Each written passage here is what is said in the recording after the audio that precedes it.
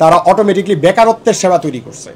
একমাত্র জাকের পার্টি সেই জায়গায় স্টিল তার একক ভোট একটা হলেও সে তার প্রতীকে নির্বাচন করে তার আদর্শকে সমুন্নত রেখেছে। তাই আমি বলবো যে যদি দেশে কেউ অন্যায় করে থাকে, যারা লুণ্ঠন করেছে, যারা হত্যার সাথে জড়িত ছিল, যারা অর্থ সম্পদ লুট করেছে, তাদের প্রত্যেককে আইনের আওতায় এনে ওই অর্থ সম্পদ 18 কোটি মানুষের সাথে সম্পৃক্ত রেখে কোষাগারে এনে এটা 18 কোটি মানুষের যে কৃষক আজকে যারা ধুকে ধুকে মারা যাচ্ছে তাদেরকে পুনর্বাসনের ব্যবস্থা করা হোক।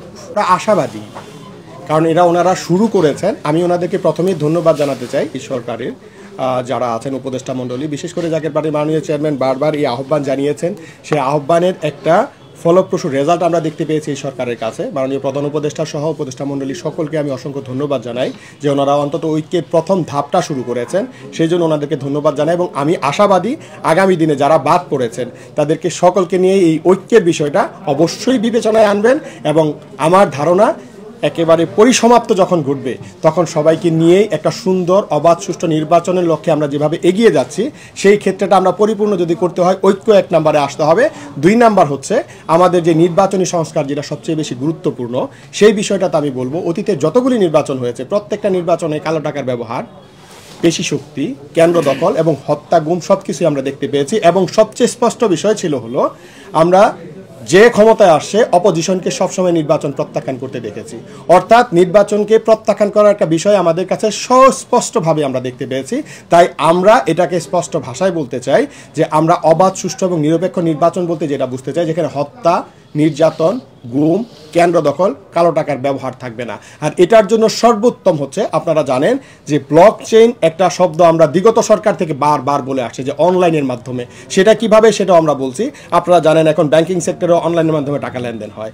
বিকাশের মাধ্যমে আমরা যদি অ্যাপসের মাধ্যমে লেনদেন করতে পারি, হোয়াই নট দ্য ইলেকট্রিক এই বোর্ডটার মাধ্যমে আমরা ব্লক চেইন ব্যবহার করার মাধ্যমে বাংলাদেশে নতুন একটা অধ্যায় সূচিত করে 18 কোটি মানুষকে একটি অবাধ, সুষ্ঠু, নিরপেক্ষ নির্বাচনের জন্য এই ব্লক চেইনটাকে যদি আমরা ব্যবহার করাতে পারি, এই দাবিটাও আমরা রেখেছি।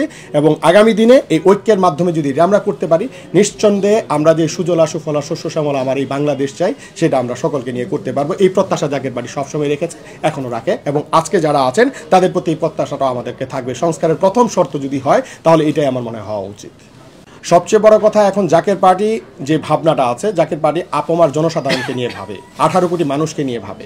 আমরা প্রথমেই বলবো যে এই যে ট্যাক্স মাঝখানে আবার বাড়ানো হয়েছে সম্ভবত 2%, এই বিষয়টাকে নিয়ে আমরা বলতে চাই এটা মরার ওপরে খরার গা হবে কিনা বিষয়টাকে নিয়ে বিবেচনা করা উচিত।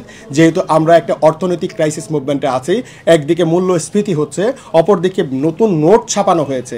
এই যে সামগ্রিক দিকগুলি আমরা যদি দেখতে চাই, পক্ষান্তরে আবার ইন্ডিয়ার বর্ডারেও বেশ কিছু ঝামেলা আমরা দেখতে পেয়েছি, আরাকানের বিষয়গুলি আমরা দেখতে পেয়েছি। তো সামগ্রিক দিক থেকে দেশ এক গভীর ষড়যন্ত্রের দিকে ধাবিত হচ্ছে, সেটা আমরা স্পষ্ট দেখতে পাচ্ছি।